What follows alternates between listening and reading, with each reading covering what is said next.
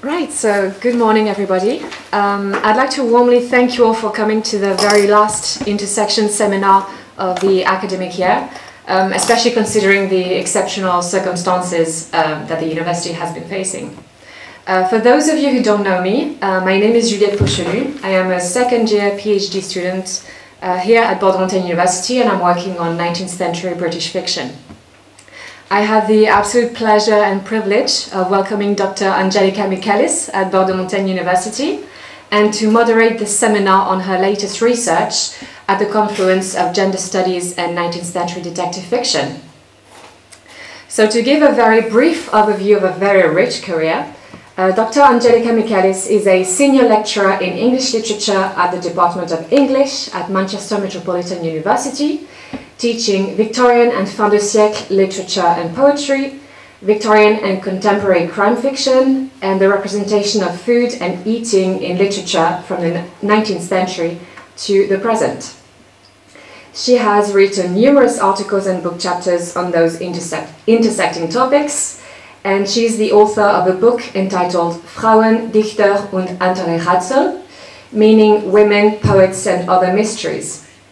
She also co-edited Choosing Tough Words, the poetry of Caroline Duffy, which is the very first collection of essays on the poetry of former poet laureate and current MMU colleague Caroline Duffy, alongside Anthony Rowlands.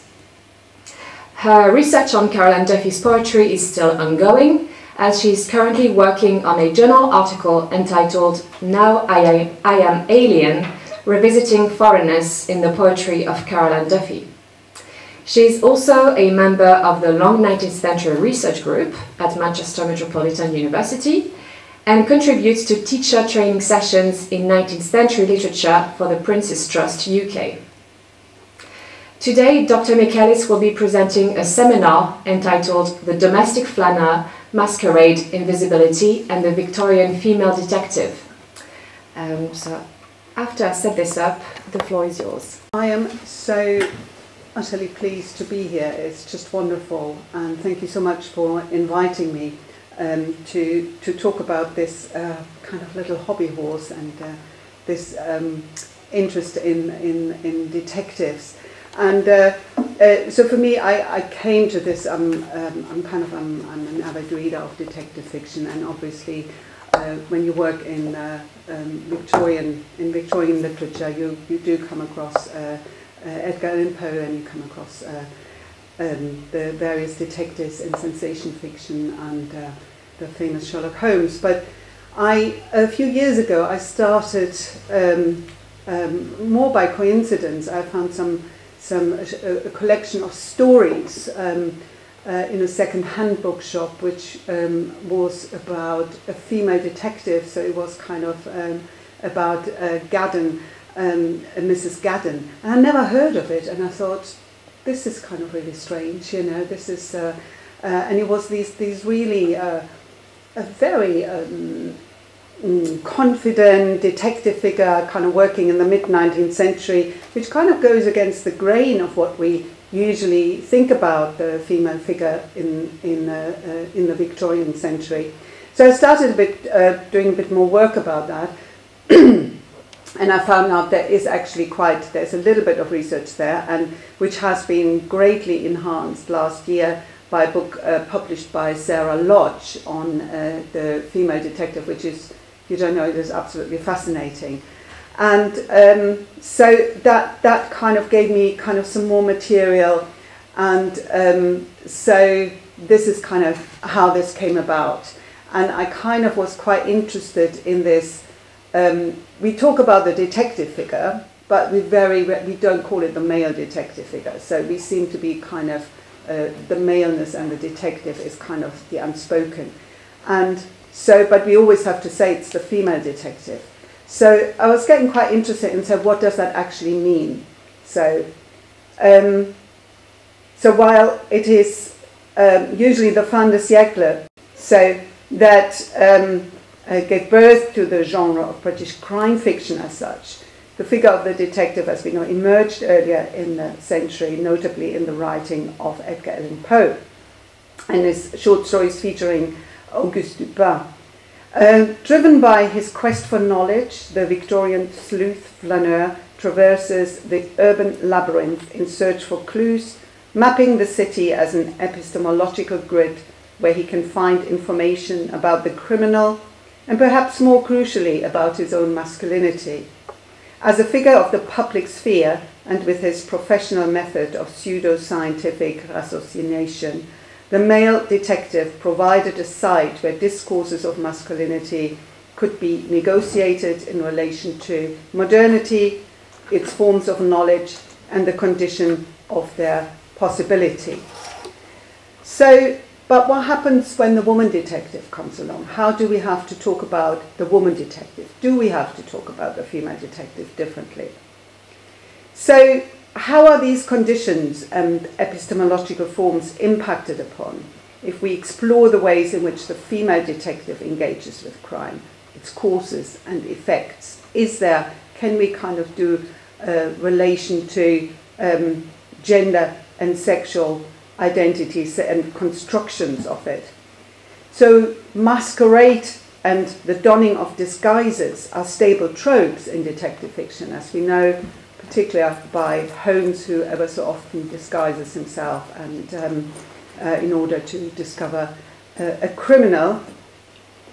But when they are utilized, in my opinion, by the Victorian female detective, these tools of the trade often function as a challenge to established ways of making sense of reality, and by doing so, one can argue, present alternative narratives of knowledge and cultural imaginations of the real. So, kind of the masquerading of Sherlock Holmes is a very different act to the masquerading of the female detective, because it is often a performative masquerading of femininity, which helps the female detective actually to be successful. And I'll talk a little bit more about this. So this is from a quote of this is the detective called Mrs. Pascal, from William Stevens Hayward's book, Revelations of a Lady Detective. So you often have this, a woman detective or a lady detective, which is also quite interesting. So, and this is a quote I really like, where she says, "I was not a woman of one idea, and if one dart did not hit the mark, I always had another feathered shaft ready for action in my well-stocked quiver." So she uses this metaphor and this image of a weapon, and but it is not a kind of single-handed weapon. It is not something that with one cut where you make a difference, but it's these choices she has, the quiver. So the different quivers she can, the different darts she can use at different situations. So there is already an understanding of the way of that as a detective, what you have to do is adapt. You have to adapt to different situations, and it's interesting how the female detective works with that.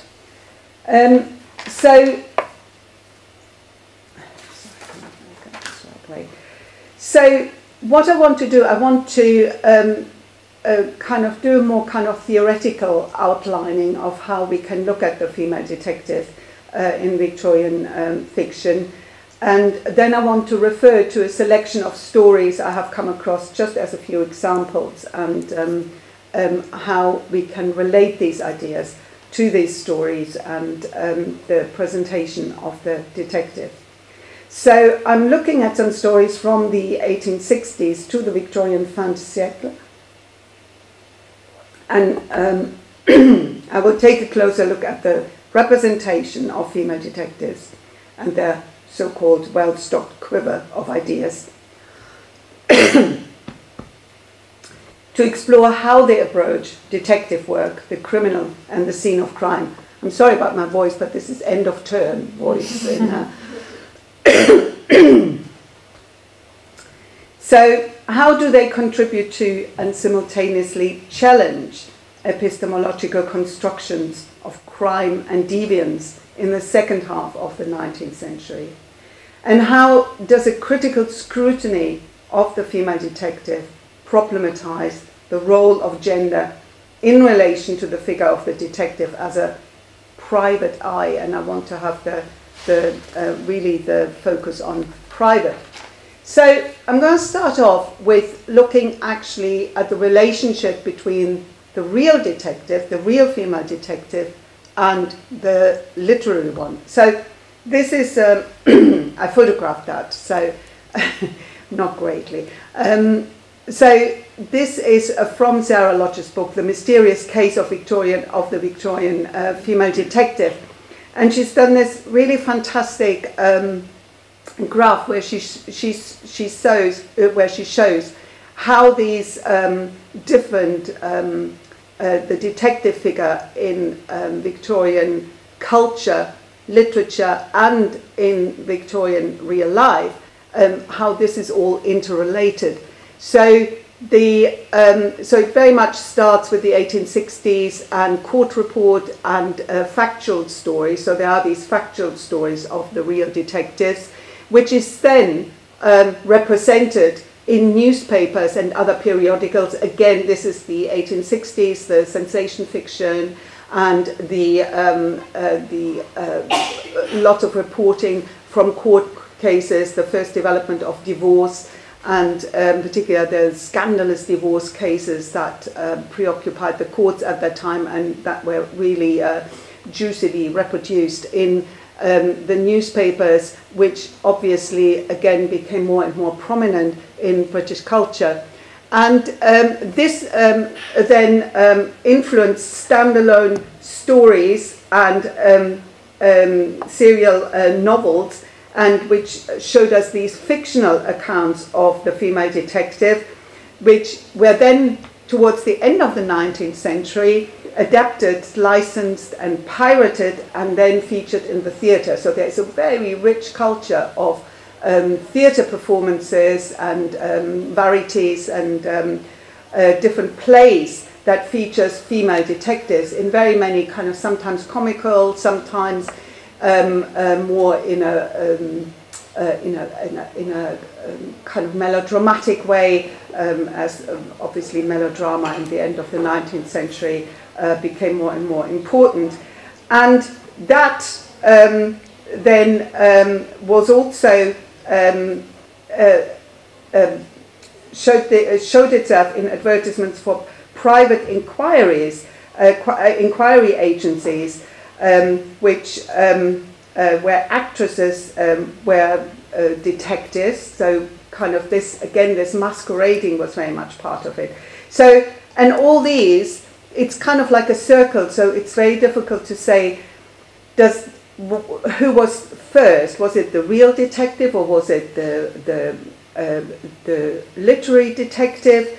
And it's these interrelations, these performance of detective activity in relation to femininity has become something that really influenced different literary branches and cultural branches, and particularly also the ongoing magazine culture of in British culture. So when we look at the development of the police in Britain, and so when we look at the first female literary detective, it's usually seen as Mrs. Gladden, or G as she calls herself, so that's quite interesting. She always refers to herself as G, so kind of gender neutral or androgynous. And in Andrew Forrester's, or as he was also known, James Reading Ware's, so he's quite a mysterious figure, so he has died, but we don't know quite when. And his book, The Female Detective, which was published in 1864. And the Metropolitan Police Force was the first organised police agency in Britain, established in 1829 by Peel. And it also then established in 1842 the Plainclothes Detectives Branch, still known as Scotland Yard. And the word detective passed into common usage around 1843. So this is when it's the first time what we now understand as a detective and the work a detective does, that came into kind of common usage. In the USA, Pinkerton established his private detective agency in 1850 and employed Kate Vaughan, a 23-year-old young woman, as the first professional detective in America. So again, you know, this is quite a lot of stuff when you start researching this, where you're actually quite surprised about this. And in Britain, the Women Police Volunteers officially was formed in 1914, again, quite interestingly, mainly to patrol parks and streets and behaviour and activities of young women. So these these police detectives were used actually to make sure that young women, particularly, this is obviously after the beginning of the First World War, when many of the men were in war, so there was this idea that with a man away, the women need to be supervised and surveyed, and so the best to do this is having some female detectives to do that work, because the men were gone, you know, they were in the trenches. So, and the first female police officer with the full power to arrest was Edith Smith in 1915.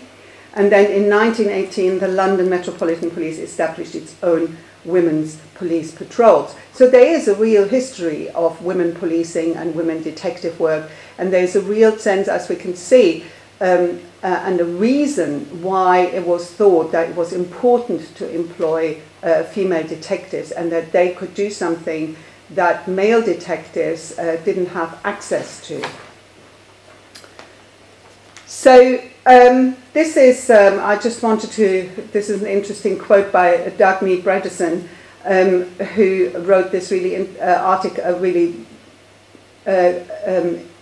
fascinating article on the female detectives, on the trail of the first professional female detectives in British fiction, where she says, while women probably were not accepted into the official ranks of the Metropolitan Police until the 20th century, which again, slightly not true, mid-19th century newspapers in court records indicate that there were actual women who identified themselves or were designated by others as female detectives.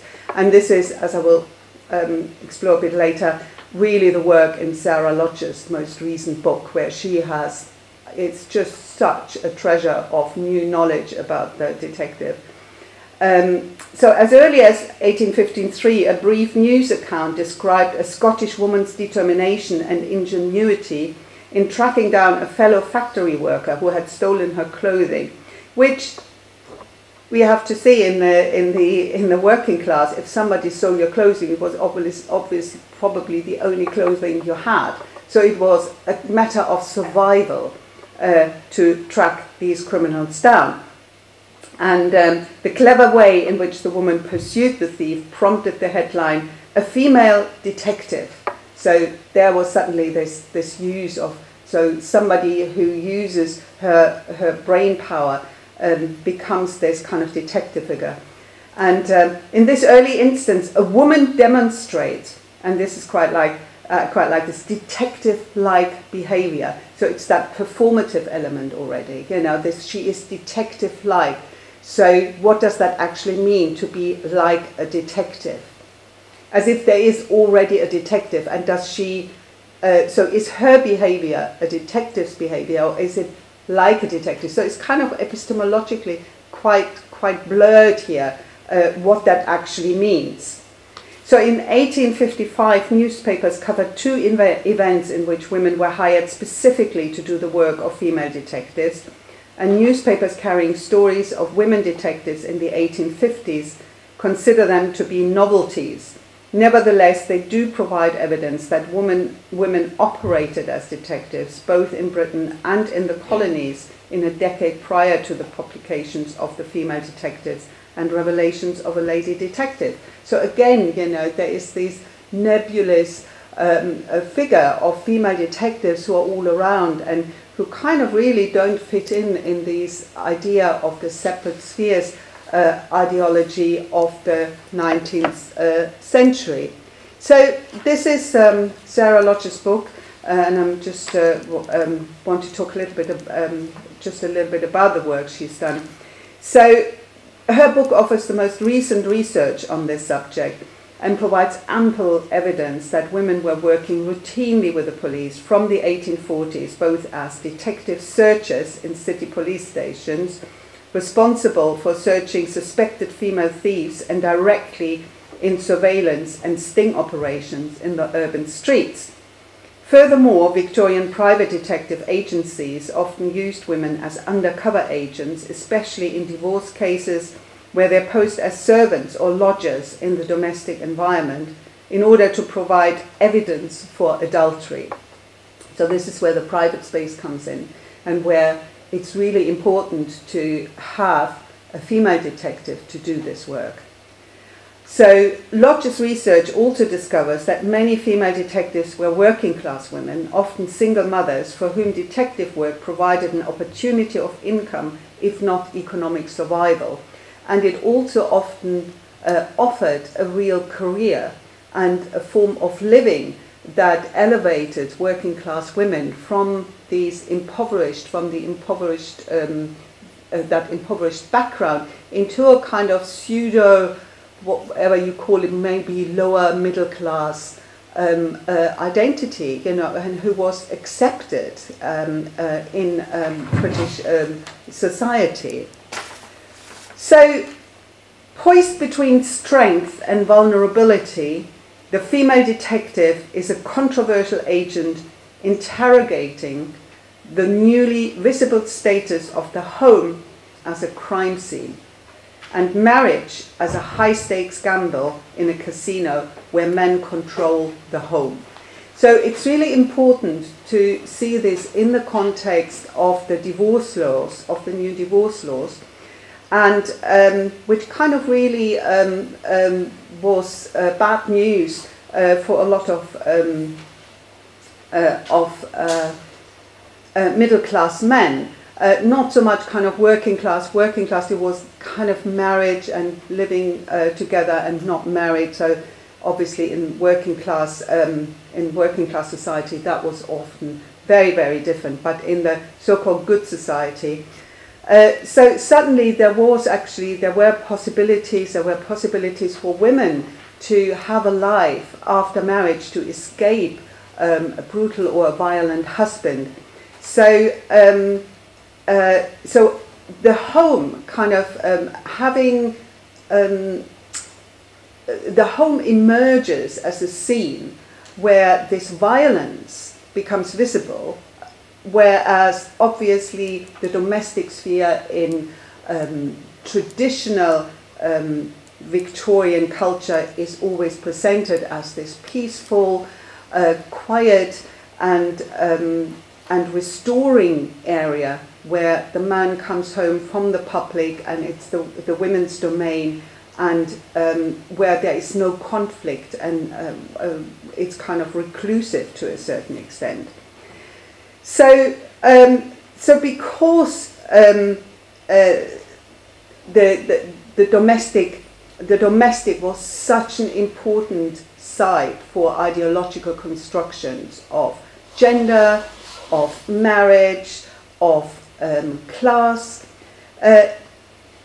having a kind of insight into the home from this kind of marginal perspective that the female detective allowed, suddenly this home emerged in a very different way and became actually visible as this constructed sphere which was supposed to uphold existing ideas of masculinity, of femininity, of marriage.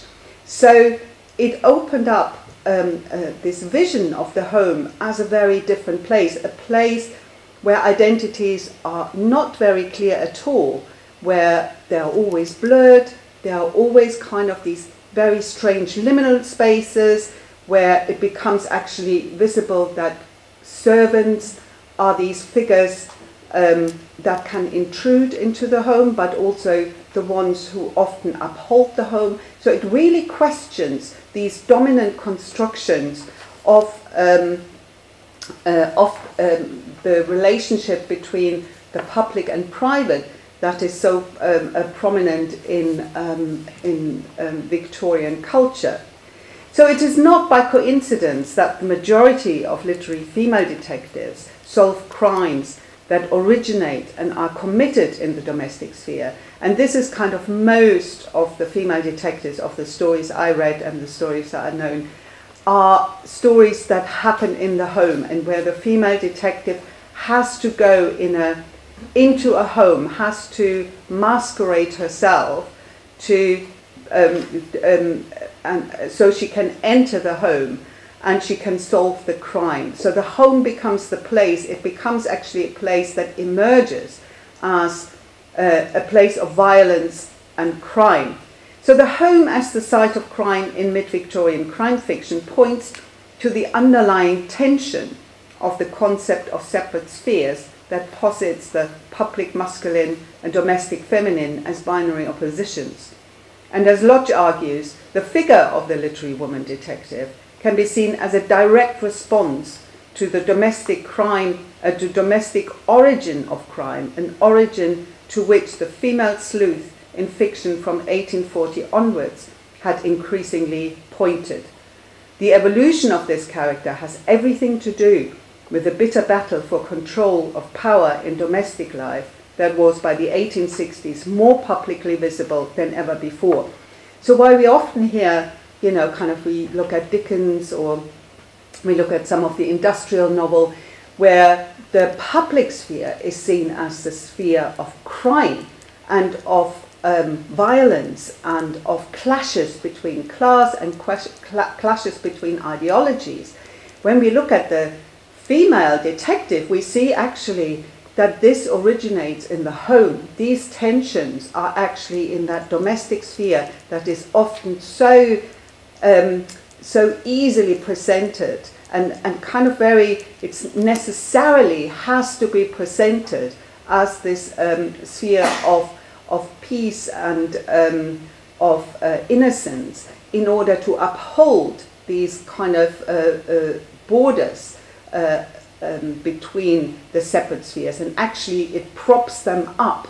So when you have then the female detective and what the female detective does, and if you read this, you actually see, you certainly think, this is all going on at home, and these are kind of, you know, this is not, you know, and it's all bourgeois homes, it's all middle class homes, and kind of sometimes the aristocracy comes in, but it is the middle class. The middle class is basically under detection, and it's actually the middle class itself in its own construction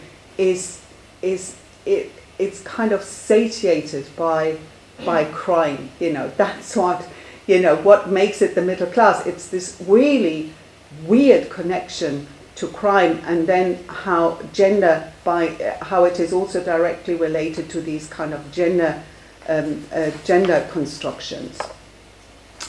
So I'm just going to do a little jump here in terms of from the mid to the late 19th century. So obviously, I don't know about you, but how much you have known about the female detective and how kind of prominent that figure was, and I personally, you know, I kind of came to detective fiction, 19th century detective fiction, you know, via Poe and Conan Doyle, and maybe a little bit of sensation fiction, but I was quite unaware of it. And there seems to be, and it's also kind of until kind of quite recently in research, there not much was kind of known about it. And it's interesting to see how there was already also a reaction. There was a reaction against it. So in 1894, Charles George Harper, who was an author and illustrator, argued against gender equality as in his pseudo-sociological treatise, Revolted Women, Past, Present and to Come, which I think is brilliant. So where he pointed out that women are unsuitable to pursue male professions because they are irresponsible creatures who cannot reason nor follow an argument to its just conclusion. So in 1895 he warned that women who worked, and this is a quote, as hospital nurse, the lady journalist, the woman doctor, the female detective, so there's the woman doctor, the lady journalist, and the female detective, and lady members of the school board. So it's quite interesting how the female detective is kind of part of this these professional women. You know, we would kind of think about maybe female journalists and women in the medical professions, but certainly the female detective. So it seems to have been a real thing of concern for him. So Harper regarded these professions as incongruent with dominant concepts of respectable femininity. So for him, this was all kind of, you're kind of very close to the fallen woman if you act in that way, because they were practiced outside the domestic sphere. And he makes a real point about that. He talks a lot about, you know, how it's corrupting for women to basically step out of the house. You know, the moment you breathe the air outside of the house, you're corrupted. So it's kind of really, for him, this is a really urgent thing. So this is really interesting because it shows that this is a reaction to something that must have had happened, yeah? Because he wouldn't have been that concerned if that had not had such an impact on Victorian culture. So it shows actually that for women, his contempt for women working in these professions.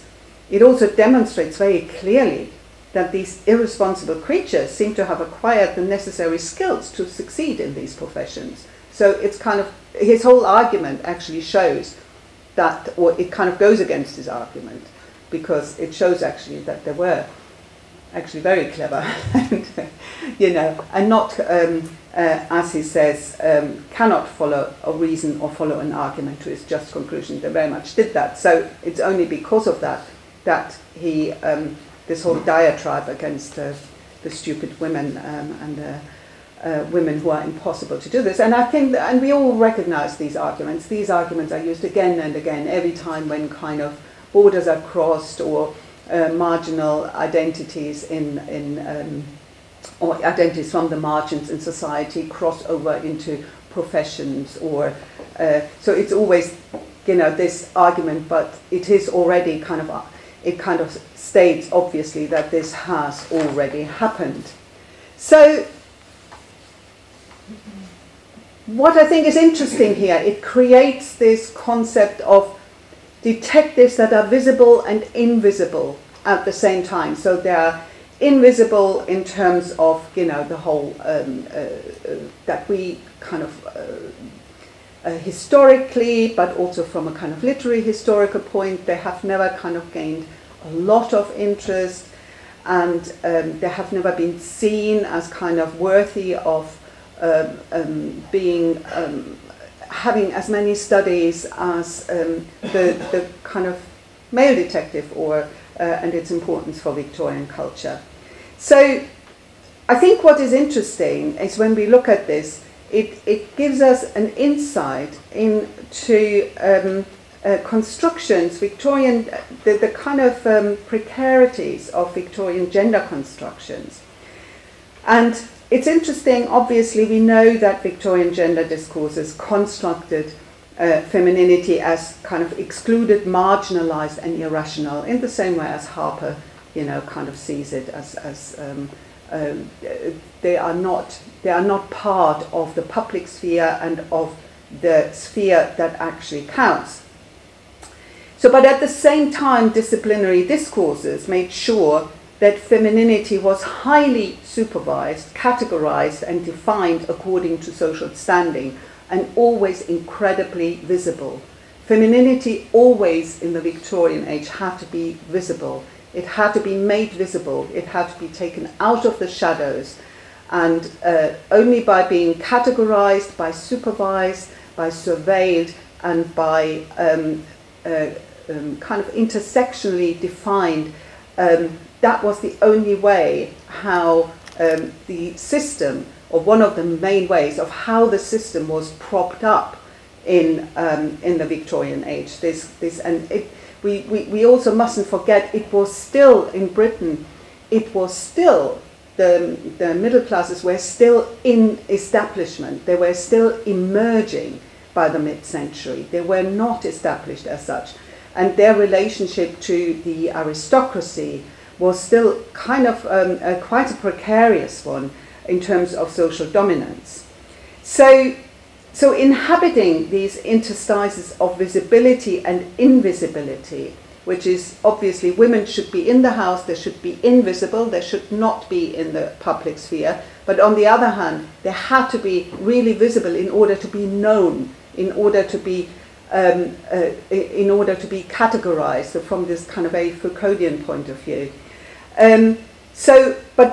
But they're actually, it's this kind of in between the visible and invisibility is actually productive of behaviors and skills that are essential, not for only for women to negotiate the Victorian society, but it is also essential to the work of the detective, this kind of visible and being invisible.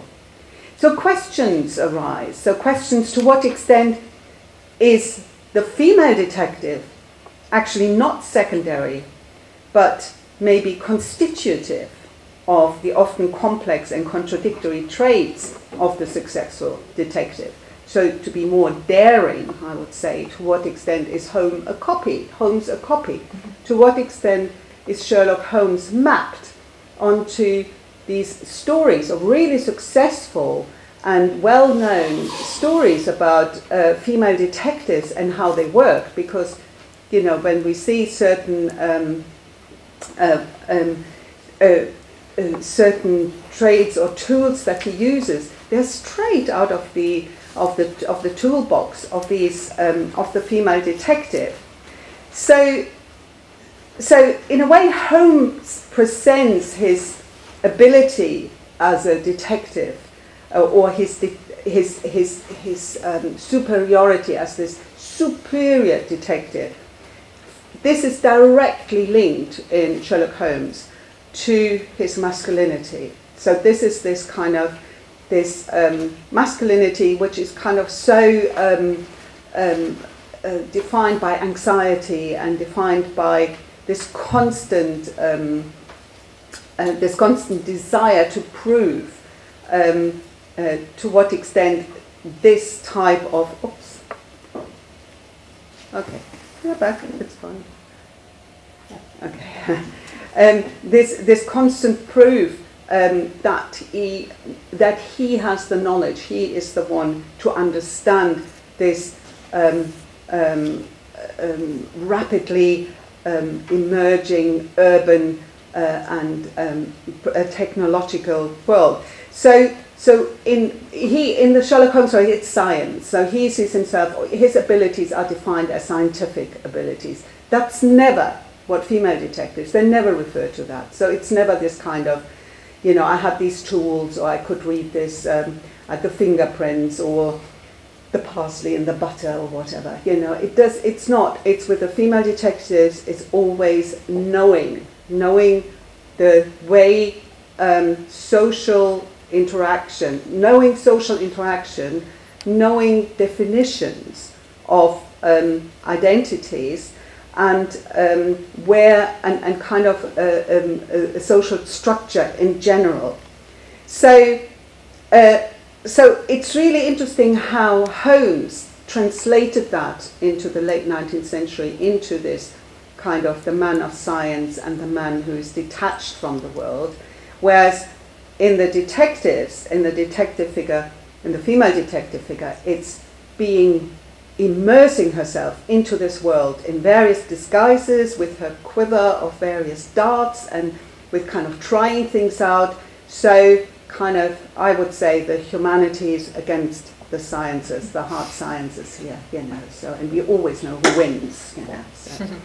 So my question is kind of for when we look at the male detective and Holmes in particular, is his success contingent on his ability to perform specific aspects of what is femininity, what is by the female detective often seen as very much at the heart of constructions of femininity. Not what it is a woman, but how the 19th century defined femininity in a manner that does not compromise his own masculinity. So I think that it shows up really new questions, I think, when we think about Holmes as this male figure, you know, and there might be some interesting rethinking of that.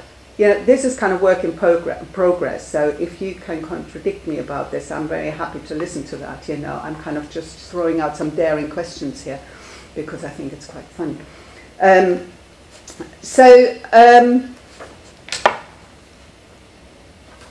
Okay, so I'm kind of now going back a little bit here in terms of the beginnings of the female literary detective, and I look at a little bit about some figures, and then I'll go actually into into kind of more some relations and kind of reflections about how the Flâneur fits into all of this. So when we look at kind of literary detectives, often we find, I think with Gothic narratives, you know, we find kind of female detective or women who often have to behave in a detective-like way in order to navigate their way in a highly dangerous world of masculinity and of a kind of class power. So Gothic and sensation fiction in particular often forced female characters into the roles of detectives. So we have the mysteries of Udolpho, there's E.T.A. Hoffmann's Das Fräulein von Scuderi, there's Catherine Crowe's The Adventures of Susan Hopley, and obviously maybe the best known, Wilkie Collins' The Woman in White, and No Name and The Law and the Lady. All that is, there are female protagonists who have to be detectives often in order to survive, but also to re-establish themselves in society. So they are kind of in danger of excluded and marginalized by society, middle-class society, and they have to kind of become detectives in order to re-establish themselves. But they're all amateurs, and the investigations are all motivated by personal reasons. And then the role of detective is abandoned with the closure of narrative. So there is no kind of, you know, the idea that they become detectives, but they kind of give up. So it is kind of very much directly linked to this reason. So when we look at approaches to the female detective, so how can we look at it?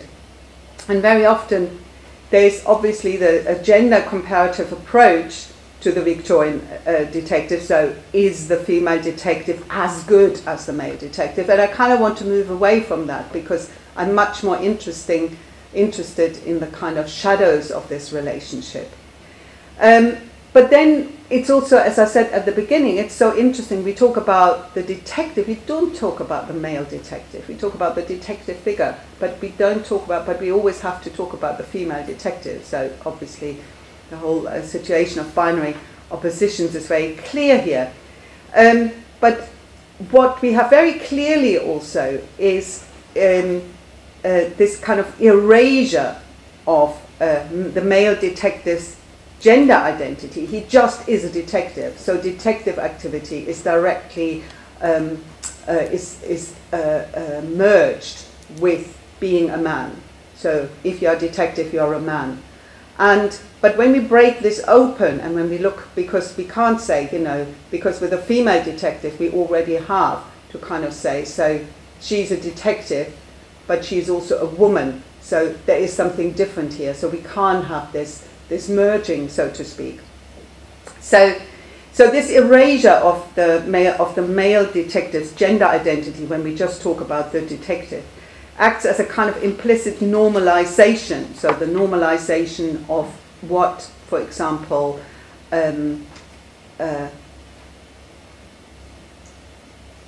Conan Doyle, you know, and Holmes, you know, kind of see as what a detective is. So it's the detective against the female detective.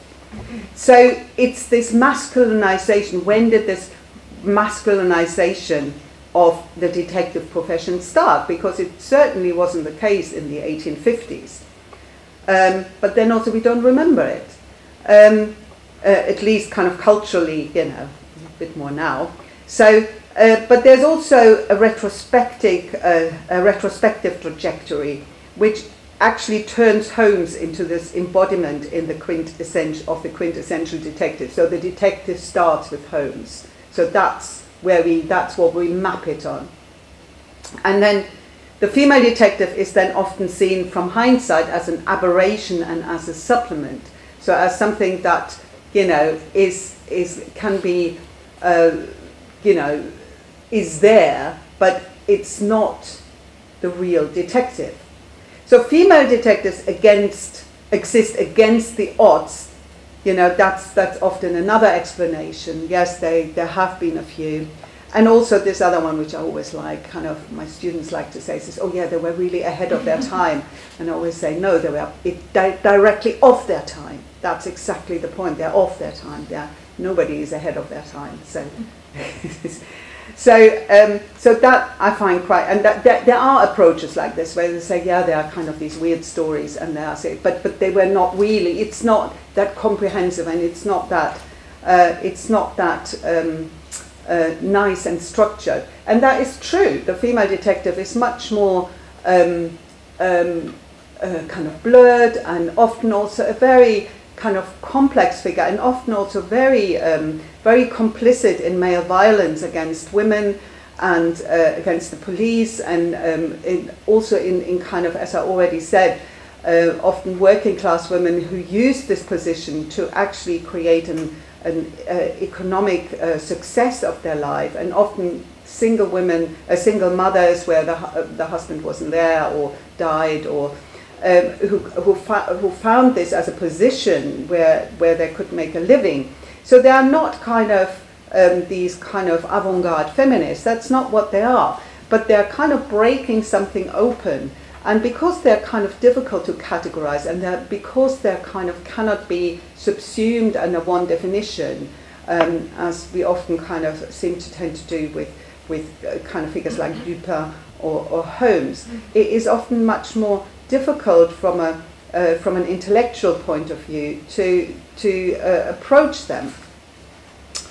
So the detectives I'm kind of interested in is, so I'm looking at some, this is again a teaser because I'm not going to do this right now. I'm going to go to the Flâneur, but this is what you can expect. It's Andrew Forrester's the female detective, Mrs. Gladden, or G. I find that quite interesting, that she has no first name, and she is kind of referred to as Mrs. Gladden. We never meet her husband. We don't know anything about her husband. We don't know if she's actually married, but she's called Mrs. Gladden. But she refers to herself as G. So again, quite very interesting in terms of performative identity. And there is already, as mentioned, Mrs. Pascal. Again, Mrs. Pascal. We don't know about her husband very much. Revelations of a Lady Detective. And then I think this is a really interesting one. The Catherine Perkis's The Adventures of Loveday Brooke, Lady Detective. These were kind of, we're going now in the fin de siècle. So I've got two kind of more kind of mid-century, and then the Grand Ellen Miss Cayley's Adventures, Lois Cayley, the detective. This is a kind of new woman figure who is a detective. And she's very interesting, and she's very new womanish. So there we kind of see very much the new woman figure as detective, which again is quite interesting for new woman studies as well. So Kathleen Klein in The Woman Detective, Gender and Genre talks a little bit about this, and she says, unlike the later ratiocinative style of Holmes, Mrs. Gladden does not seize upon a single interpretation and follow it to the conclusion, but deliberates among many possibilities. Some lead her astray, most, however, form a part of a pattern of thought which leads her to the question of apparent improbabilities. And that kind of, when I read that, that kind of suddenly kind of clicked, this Flâneur idea, where I just thought, this is actually quite interesting, you know, this, it's not, you know, so this, there are these many possibilities. So she's like the urban flaneur, follows the streets and immerses themselves in these different ideas and gets carried by what is going on. So does the female detective immerses herself in these in cultural life and finds her solutions in that, and does not come with an idea. So it's not idea driven, but it's driven by what is going on around her and by what she can see and how she defines what she can see and makes sense of it in a very different way compared to the more scientifically led idea. So whereas Holmes always kind of argues there's one solution, yeah, there's one solution, and everything guides us to this one solution. That's where it goes.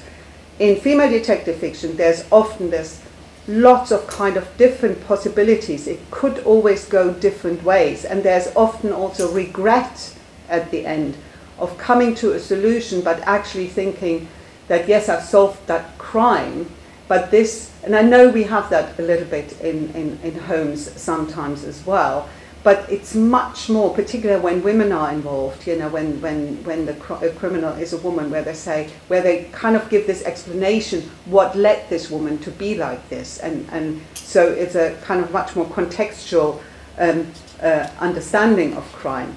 So the protagonist's gender is for her incidental. So in Forrester's stories, he often says he has created an honorary male. He has thereby lessened the impact of his experimentation by submerging the protagonist's sex role characteristics under her professional definition. So he kind of really tries to do this. On the one hand, he makes this point how she's actually as good a detective as a man is a detective. So he constantly explains her. But at the same time, his protagonist often runs away with it, because obviously he also has to define her as a female detective, you know, because that's the attraction of it. So this is why I come to this idea of the domestic flaneur. So I kind of went a little bit back to the flaneur. I know kind of we all moved away a little bit from the concept of the flaneur, but it was very much kind of very prominent, particularly in Victorian studies, in English literature, and in relation to the intersection of gender studies as well. So I think Elizabeth Wilson's The Invisible Flaneur in the New Left Review, which is from 1992, is still quite a really interesting and influential text. So she says, in literature, the flaneur was represented as an archetypal occupant and observer of the public sphere in the rapidly changing and growing great cities of 19th century Europe. And he might be seen as a mythological or allegorical figure who represented what was perhaps the most characteristic response of all to the wholly new forms of life that seemed to be developing, ambivalence. And that is what got me interested as well, you know, this idea of ambivalence. So, and this special form of public life was played out in a zone that was neither quite public nor quite private. So again, we are kind of getting into this area where we actually kind of, we get into the murky corners here, where this whole separate sphere stuff doesn't work, yet which partook of both the cafes, the terraces, and the boulevards, likewise Benjamin's arcades, and later the department store and the hotel. These were commodified spaces in which everything was for sale and to which anyone has free to come, yet they endeavored to create the atmosphere of the salon or the private house. So again, we see how the flaneur is this public figure, but it's also a public figure who tries to, I don't want to say reconcile, but kind of links, has this kind of, in the flaneur figure itself, we see a very interesting and complex link between private and public that actually goes against the grain of this separation of spheres ideology that we still often find about the 19th century culture. So Mary Povey also talks a little bit about, she says, to describe an ideology as a set of beliefs or a system of institutions and practices conveys the impression of something that is internally organized, coherent and complete. Yet, what may look coherent and complete in retrospect was actually fissured by competing emphases and interests. The middle class ideology we most often associate with the Victorian period was both contested and always under construction, because it was always in the making, it was always open to revision, dispute, and the emergence of oppositional formation. And I think this is where we see the female detective kind of acting. You know, that's where she is, you know, this kind of ripping open something that the dominant ideology desperately wanted to keep invisible. So creating a visibility which comes out of something that needs to be invisible in order for culture to for the Victorian society function as an imperial, a colonialist, and a kind of capitalist society. And I think that is again why, you know, these figures are in a way much more are very difficult to define in compared to in kind of detective studies. So this dialectic of flânerie is something that Walter Benjamin obviously refers to quite a lot. He says the flâneur is on the threshold of the city as of the bourgeois class. Neither has engulfed him, in neither he is at home. So again, he is really much more interested in this kind of threshold figure of the flâneur. And again, that leads me to the masquerade of the female detective who kind of flâneurs and goes, you know, opens up the home as a public space which she traverses and shows the interconnections of these various areas that are so impactful on Victorian society and identities. So on the one hand, the man who feels himself observed by everyone and everything, the totally suspicious person on the other hand, the completely undiscoverable and hidden person. Now this is interesting because that obviously is also very much the definition of middle class, very much middle class femininity in the 19th century. So it's this idea that obviously women are always observed, they're always seen, they're always kind of, it's very important, you know, that they have to be seen by everyone and that they have to be known. But at the same time, they are always, and they have to be this because at the core, women are seen as, you know, suspects. You know, they're always, you know, under suspicion of traversing. They're always under suspicion of falling. Yeah, the fallen woman. They're always under suspicion of not performing what they are supposed to perform, and that's why they are kind of need to be surveyed. But that also means that there is something hidden, you know, there is something not known. There is always this fear that women actually have something that they hide from men, and they need to find it. Yeah, kind of Freud said this very interesting in one of his essays, What Does Woman Want? You know, which I think is such a kind of fascinating, actually really great essay. But this idea that women want something, and he said, I think, try to kind of remember, he says something like, this is all the questions men ask themselves all the time. And women don't ask themselves that question because they are the puzzle, they are the riddle. So it's this idea of women have to be solved, it has to be, you know, this incomprehensibility. And that again is kind of really interesting how that links femininity and then also this detective behavior to this idea actually of the flâneur, when it's very often seen, which obviously still in a lot of literature where kind of femininity is excluded from the flâneur, and the flâneur is often seen as a typically male figure. So it's this idea of femininity as a threshold identity that becomes more and more visible when we look at these stories. And the female detective is literally this threshold figure. In her public and the domestic domain converse and overlap, and she produces a much more interdependent relationship between them. By doing so, she also reconfigures the flaneur in relation to gender and class, in my opinion. So masquerade and performance are foregrounded and thus contribute to the questioning of gender and sexual identity as nature. And that is really interesting because all these figures, they don't really see themselves as, you know, outside. You know, they easily, you know, they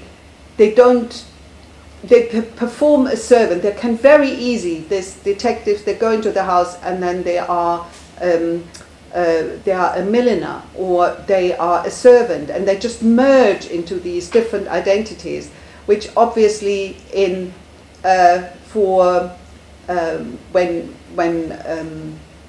Holmes does it, he has always this kind of real masquerade of moustaches and hats and wigs, and exposes himself to Watson, and Watson says, "Oh, I would have never recognized you like this." Where the female detectives, they are the female detective, but they're also a servant, yeah, or they are a governess, or they are. So there is very fluid, this, you know, and it's very different to the kind of male detective. So this masquerade and performance, as I said, are foregrounded and contribute to this questioning of gender, sexual identity as nature, and the invisibility of class and gender is used against its ideological grain as a position from where counter discourses emerge. So when we look at these stories, it's certainly this this concept of femininity and this kind of beliefs in it, they fall more and more apart. So they contribute to these these ideas. So just to a few more points about the flaneur, which I thought this is from Baudelaire, which I kind of couldn't resist. You know, unfortunately, you know, my French is not good enough to put it in French, and so it's the English translation. So again, Baudelaire refers to a passionate spectator for who it is an immense joy to set up house in the heart of the multitude. So I think that is set up house. Yeah, so make himself at home in the multitude, amid the ebb and flow of movement, in the midst of the fugitive and the infinite, to be away from home and yet to feel oneself everywhere at home. So again, we see this tension between the home and the not home. To see the world, to be at the center of the world, and yet to remain hidden from the world. So the privilege of passing, so Janet Wolfe had this essay, and this has been kind of really argued against quite a lot in literature, where she says there was no female detective. So she said a female flaneur. So she says the privilege of passing are noted in the cities, particularly in the period in which the flaneur flourished, that is the mid-19th century to the early 20th century, was not accorded to women whose presence on the streets would certainly be noticed. And this is what I would argue. I don't think, because you can only say this if you kind of really see there is a clear separation between the private and the public. And I think with a female detective, and when we look at it, that is actually, that doesn't happen. So I'm kind of was quite interested, this is again Benjamin, where he says, for the private individual, the private environment represents the universe. In it, he gathers remote places and the past. His drawing room is a box in the world there. So it is actually in that private space where also this what says this phantasmagorias of the interior. So this in the private, you know, it's that is actually where the past and but also remote places where that is constructed. You need this idea of domesticity, of the domestic, in order to configure a world of these otherness. So, and I think by kind of pushing the focus on the domestic space, it actually shows to what extent it is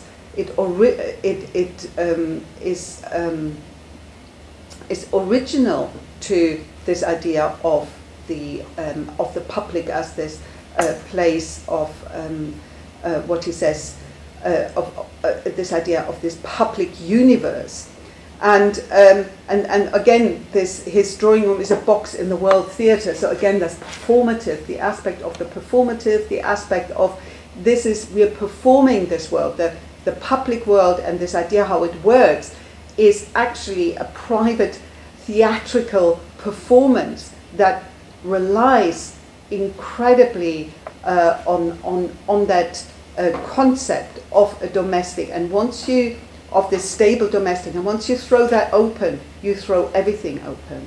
So for Benjamin, the flaneur is turned into an unwilling detective. And again, this is quite interesting. It shows us something happens, and it's not kind of via agency, but it's detecting. It's actually detective is a verb. It's not a noun, but it's a process. It's something that is going on. And it's a development that is brought about by the tension between private and public spheres. Now, I want to kind of refer to another text which I think is really a more recent text, and which I think is something, a real new rethinking of the domestic, and that's Susan Freeman's book, Extreme Domesticity, A View from the Margins. And this is a book which is she's very influenced by affect theory, which I thought is really interesting, and she kind of rethinks the domestic and spaces in general. So if we superimpose the figure of the female detective with the concept of the flaneur, taking into account the complex overlap between real detectives and their literary representations, what emerges is an understanding of the domestic and domestic femininity that goes against the grain of the Ruskian idea of the home as a sanctified space for spiritual femininity. In the majority of narratives featuring female detectives, the home and the domestic space emerge as sites where class and gender violence are performed under the veil of the separate sphere ideology. The female detective, herself defined by paradigms of visibility and invisibility, is able to penetrate and lift this veil and reveal it to the reader as a place, and this is a quote from Freeman, where attachments to houses and homes overlap with resistance to violent social and political orders. And in her book, Freeman reconsiders the domestic ideal, emphasizing the ambiguity of domesticity and the contradictions it poses, in particular for women.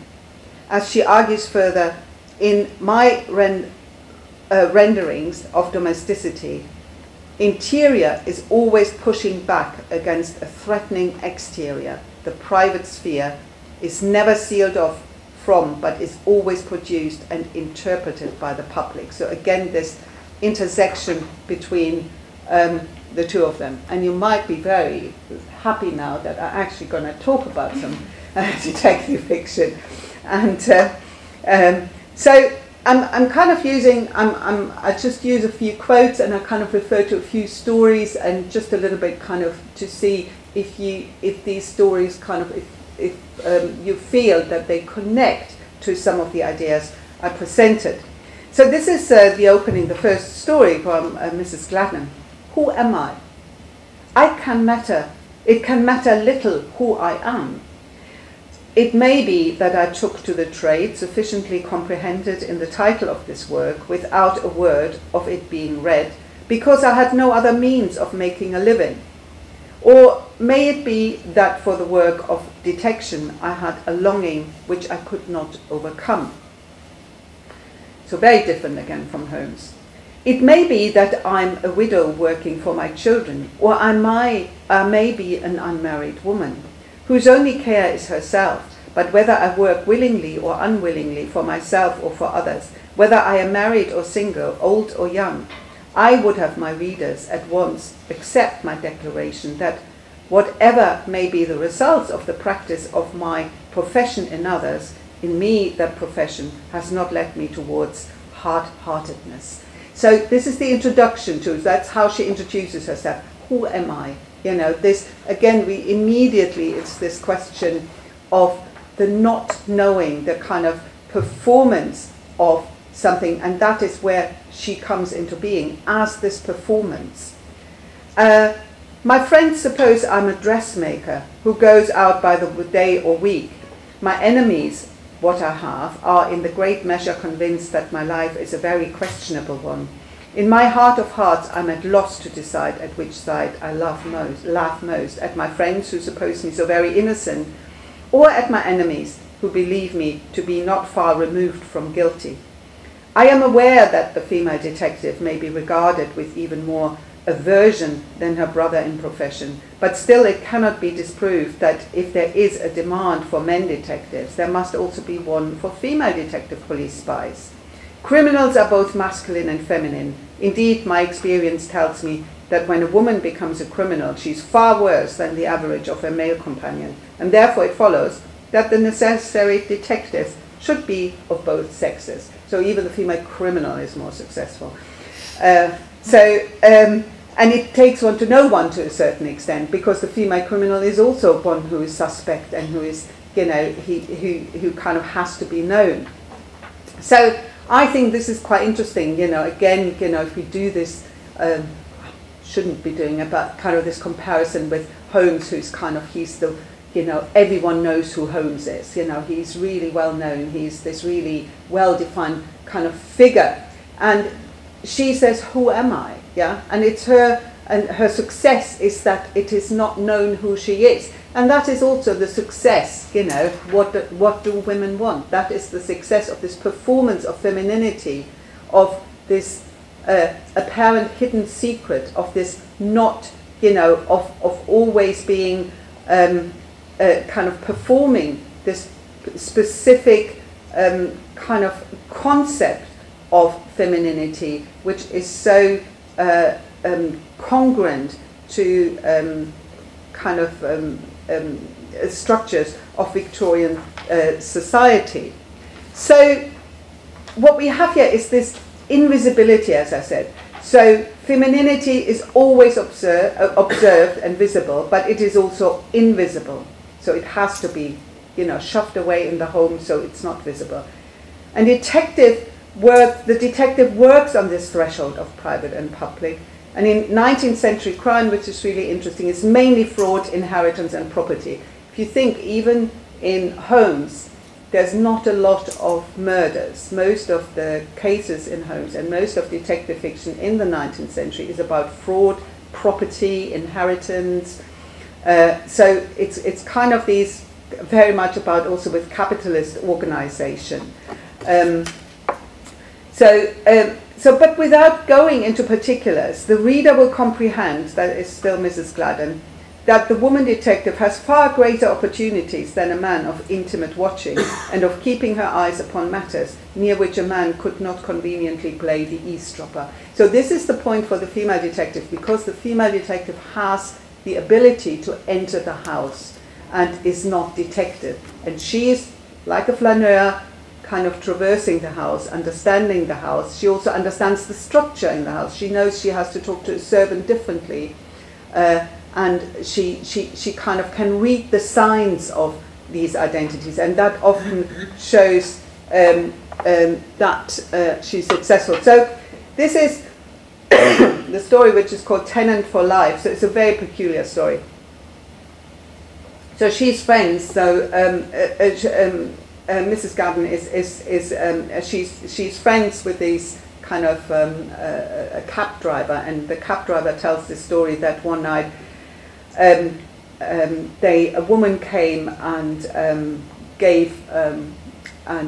he saw a woman sitting on the road with a baby and said to the cab driver, can you have my baby, and I can't look after my baby. And then the cab driver, whose family didn't have children, kind of took the baby home, and it became their child. And then he said, then it happened, then one night I was there and this lady came and said, have you seen a woman with a baby? And he said, that's really weird, this is what happened to me years ago.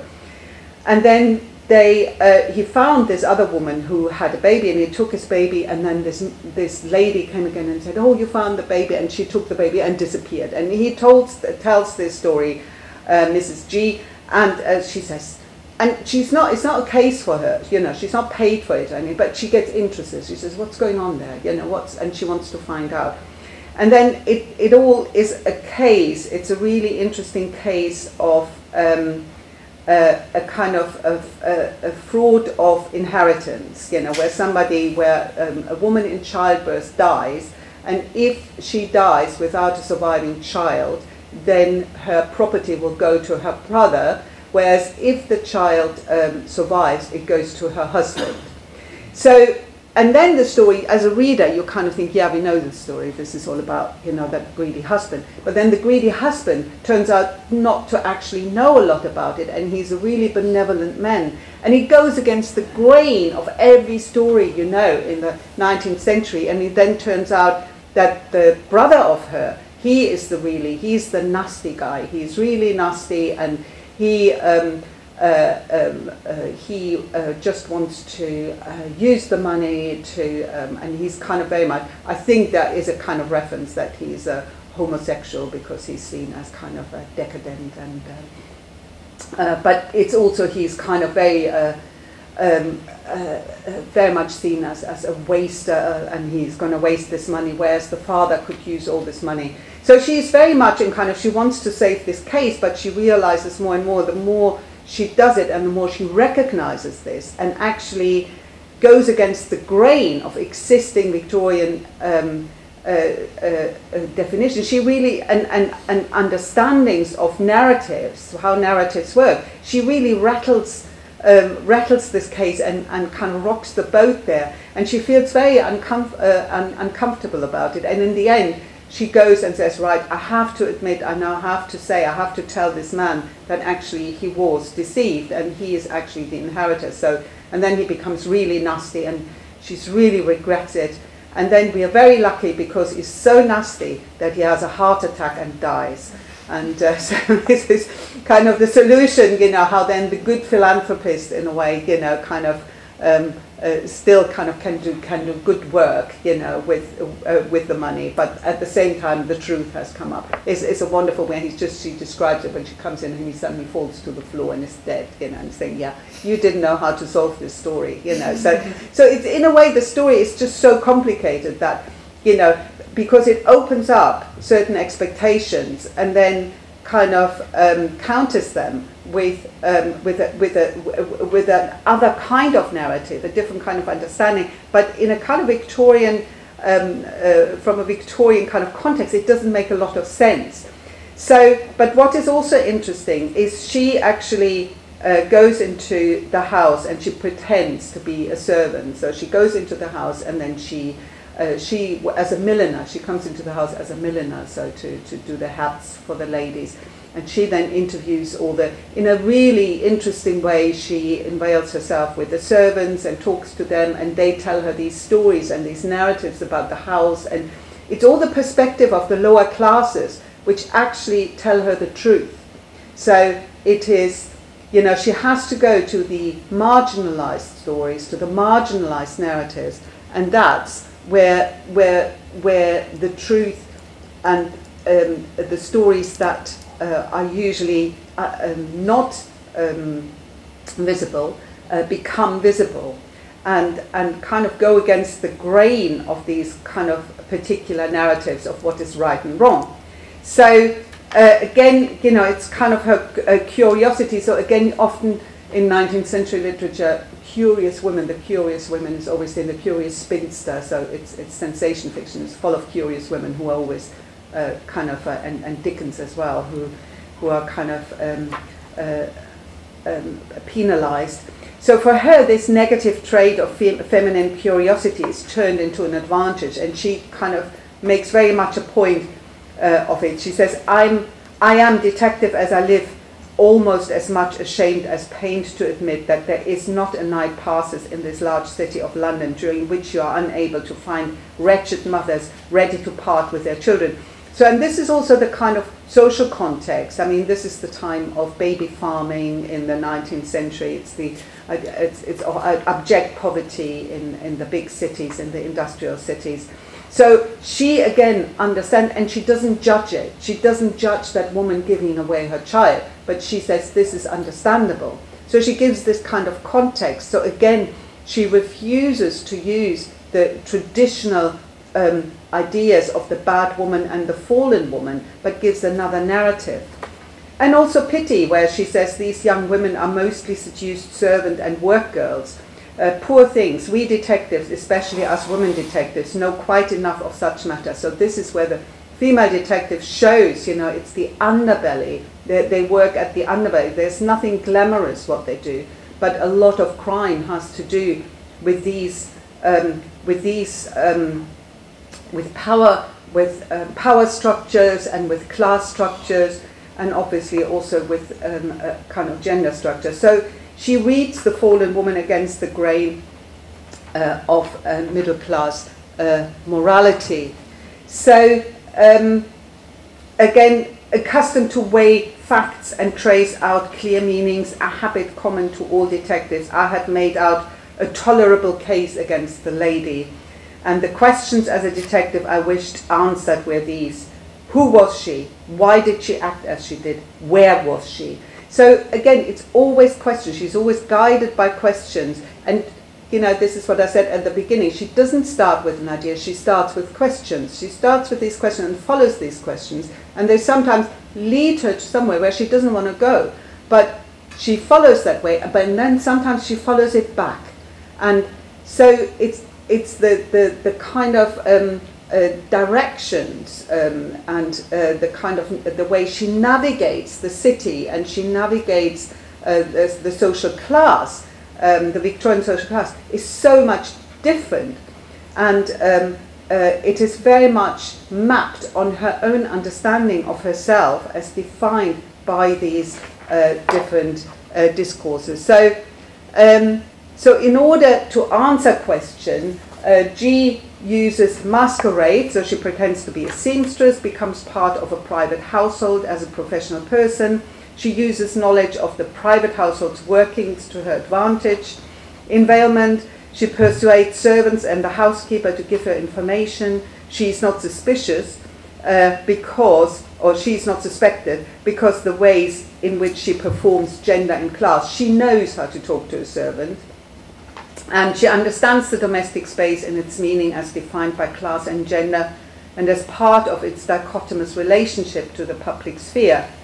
And there's a kind of methodological deduction in an open narrative that allows the reader to follow her observation. So she keeps it all open. There's nothing hidden. Yeah, it's not like this ta-da moment in Holmes, but it is kind of hidden, and we have to follow her. And there's a multi-perspectivity. Justice is not necessarily congruent with successful fact-finding, so that's not where it ends. G allows the female culprit to present her narrative, investigates and questions existing concepts of crime and the criminal by relating it to how it benefits society. So justice for her is subjective, volatile, and contingent on the interpretation of Q bono. So that's not the end of the case. She doesn't solve it, but she kind of relates it to the various contexts. Now the Lois Cayley story, so this is a whole kind of, this is Grant Allen, who's quite famous for his New Women stories. And this is a kind of, each story is a standalone story, but it also creates a whole book of Lois Cayley and her adventures, which do lead, as usually in Grant Allen's stories, it does lead to marriage at the end. And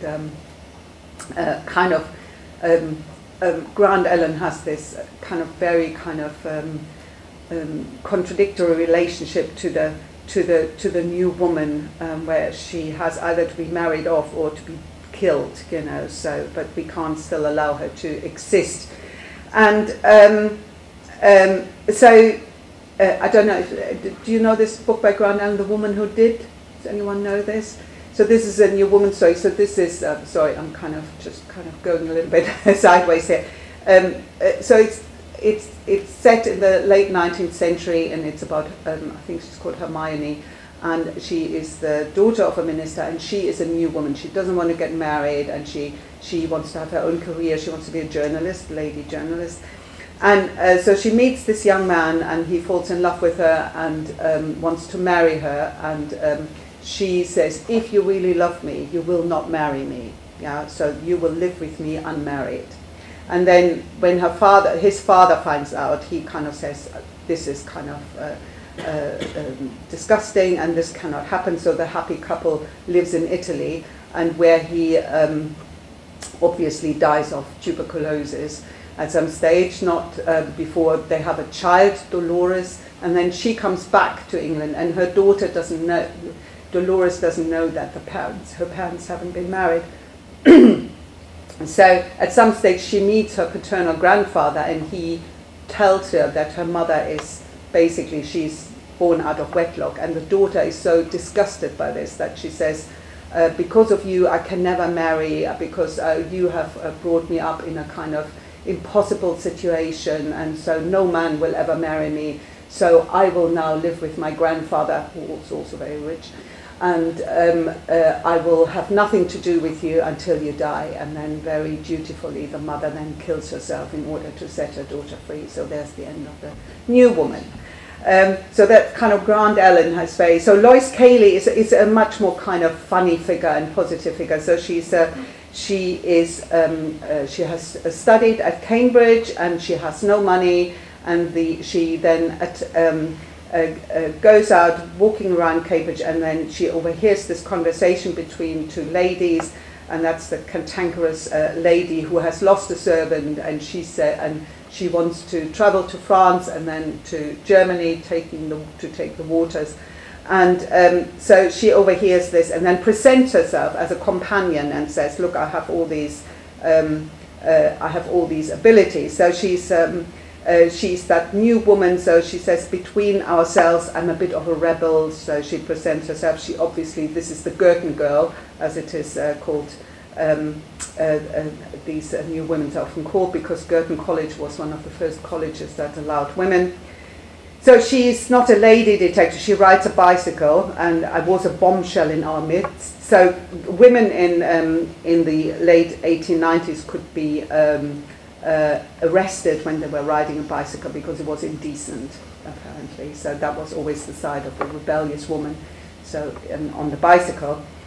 So London is also presented as a place of opportunity. The city bursts with enterprises and surprises, so this link of the urban and where women can kind of redefine femininity. She speaks a foreign language, she went to Girton College, she's educated, and Lois's understanding of class and gender allow her to garner information that leads to her first case.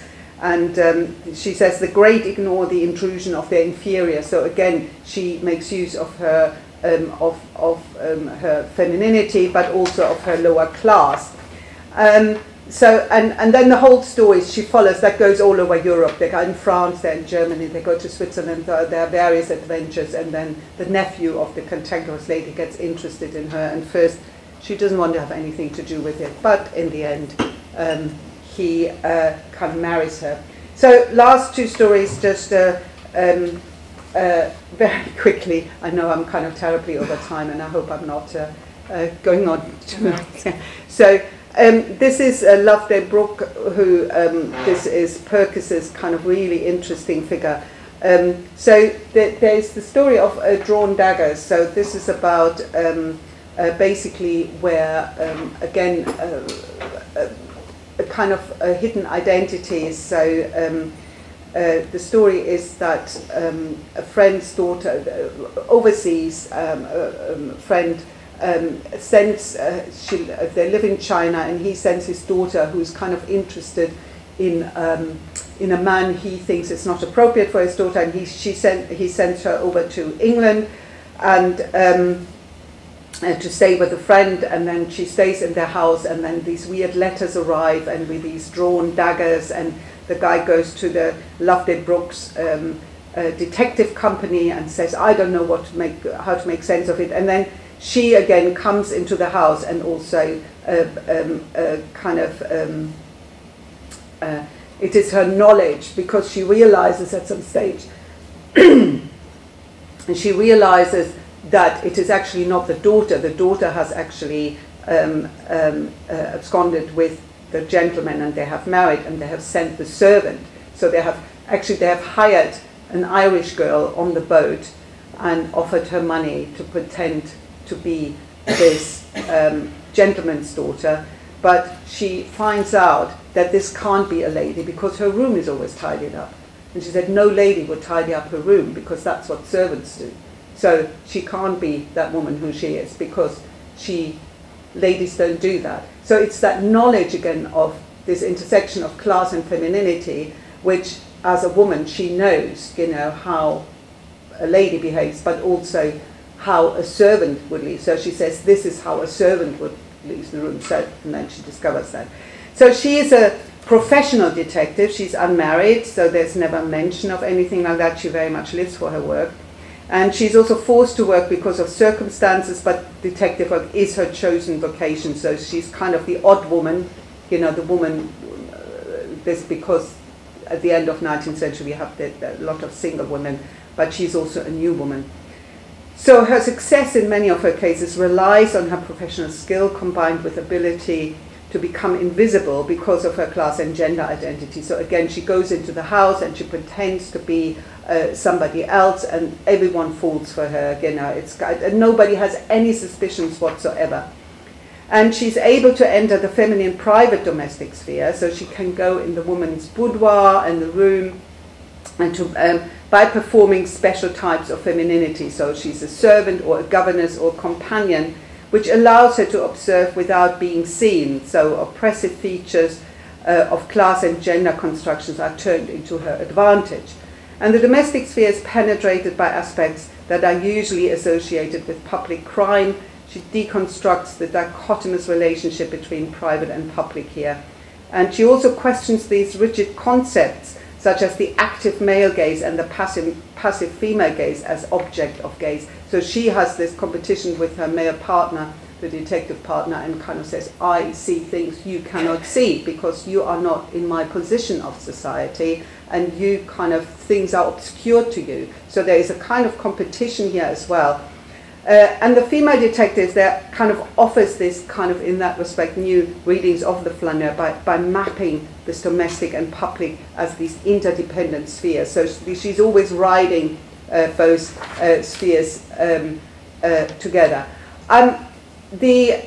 So this is kind of how she finds out. So my suspicions were excited, certainly, and when I went up to her room in company with Mrs. Hawke's maid, those suspicions were confirmed. The orderliness of that room was something remarkable. Now, there is the orderliness of a lady in her arrangement of her room and the orderliness of a maid. And the two things, believe me, are widely different. A lady who has no maid and who has the gift of orderliness will put things away when done with, and so leave her room a picture of neatness. I don't think, however, it would for a moment occur to her to pull things so as to be conveniently ready for her to use the next time she dresses in that room. This would be what a maid accustomed to arrange a room for her mistress' use would do mechanically. Miss Monroe's room was the neatness of a maid, not of a lady, and I was assured by Mrs. Hawke's maid that it was a neatness accomplished by her own hands. So I might so this final story is a weird story, quite interesting. It's about the Red Hill Sisterhood. It's about a group of nuns who go around with cripples, child cripples, in little wagons where they have these cripples and exhibit these cripples to kind of get money and to kind of to a certain extent, want people to feel pity for them, but they also look after them. And anyway, so Loveday Brooks is kind of said, it's said, these people are really weird. So basically this guy kind of says to her, these people, this sisterhood, they're really suspicious, and what are they doing? And so again, it's a group of women who lives very independently, and they are immediately, and even when they're nuns, they are suspected. And what is even more suspected is one of them of the women is very ugly. So this is the whole story is about Sister Monica, who is so incredibly ugly. So it's sometimes, you know, the way it is described, it's kind of, one looked at her face and one could never forget a face like this. And you really kind of think, what kind of face must that have been? What is kind of going on there? But it's a bit like in The Woman in White, you know, where Marion is described, the woman is ugly, you know, this idea of there is something wrong, something is... so she... Sister Monica... So they all expect her as criminals, but it kind of turns out that the people who suspect them and who make this case against them that they're criminals, they are actually, the men are the criminals, and they are actually using the sisterhood as a red herring in order to burgle houses. But again, she looked through this because she sees at some stage that that the sisters are very kind and tender with the children, and she says kind of no kind of female criminal could be that kind to children. So again, you know, there are kind of different constructions of femininity, different ideas. I'm kind of going too, oops, that was one too far. Oh, there we go. So so I'm just kind of going through this. Actually, there should be one more. No, I forgot my last one. Oh, there it goes. I just actually wanted to go to the conclusion because just this other one is another summary. So the female detective, as I say, offers new readings of the flaneur, as I would say, by mapping domestic and public as interdependent spheres. The stories explore Victorian femininity as defined by thresholds and liminality. Crime, the criminal, and justice are revealed as contingent on social cui bono, and aspects of gender and hierarchy are deployed as counter-discourses via Masquerade, Invisibility, and the domestic as a feminine space. Thank you so much for indulging me in that, and I hope you enjoyed this. Thank you.